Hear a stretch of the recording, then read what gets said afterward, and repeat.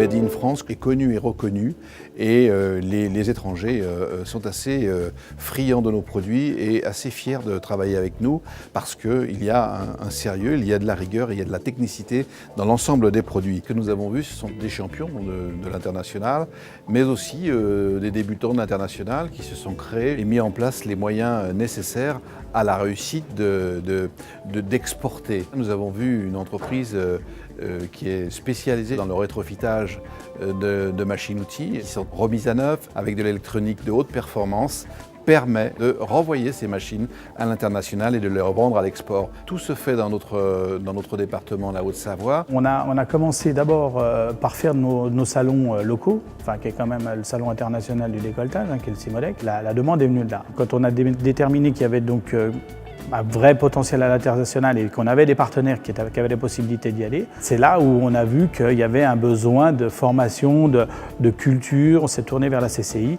où on a fait le programme Go Export. On avait besoin de ce programme-là pour s'ouvrir les yeux et commencer à se structurer pour aller vers l'export.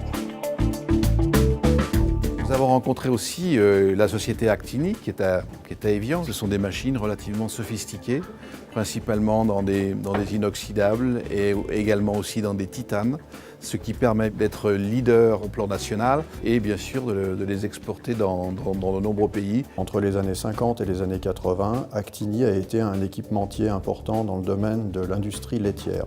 Et dès cette époque, une partie de l'activité était destinée à l'international, mais était plutôt centrée sur une zone européenne et une zone située en Afrique. Cette stratégie a entraîné un développement dans d'autres zones géographiques, notamment l'Asie, l'Amérique du Nord, certains pays d'Amérique latine également. Nous réalisons près de la totalité de notre chiffre d'affaires à l'international, puisque en 2014, nous avons réalisé 88% de notre chiffre d'affaires à l'export. Système Implant, qui est une société qui fait des implants. Et ces petites pièces sont effectivement très techniques. Ils exportent, ils font 20% de leur chiffre d'affaires à l'international. La société a démarré très tôt au Moyen-Orient, par le Liban en 2002. Et après, c'est par opportunité, puisque aujourd'hui, on essaie d'intégrer des pays comme l'Iran. On est très présent en Irak. Ce n'est pas des pays très faciles, politiquement parlant, mais sur lesquels nous, on a joué la carte sur ces pays-là, parce que les acteurs sont beaucoup moins nombreux. On essaie de participer à des gros salons, des grosses manifestations, pour essayer de nouer des contacts et essayer de se développer.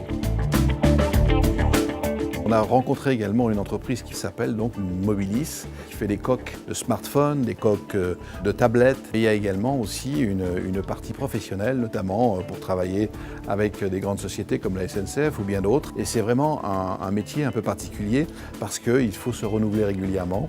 On a testé beaucoup de choses. On a créé des filiales dans différents pays, envoyé des Français qui maîtrisaient la langue du pays, recruté des locaux qui parlaient français. Et au final, on a décidé de fermer physiquement ces bureaux dans les pays, de créer des pôles de commerciaux grands comptes ici à Annecy. Et puis c'est des gens qui prennent l'avion toutes les semaines, qui voyagent, qui vont voir leurs clients. Et puis aussi des distributeurs qui vont prendre la marque Mobilis sur leur aile pour la développer sur tel ou tel territoire. La part du chiffre d'affaires de Mobilis à l'international, c'est environ 35%. Notre target, c'est d'avoir un équilibre à peu près à 50-50 entre la France et l'export.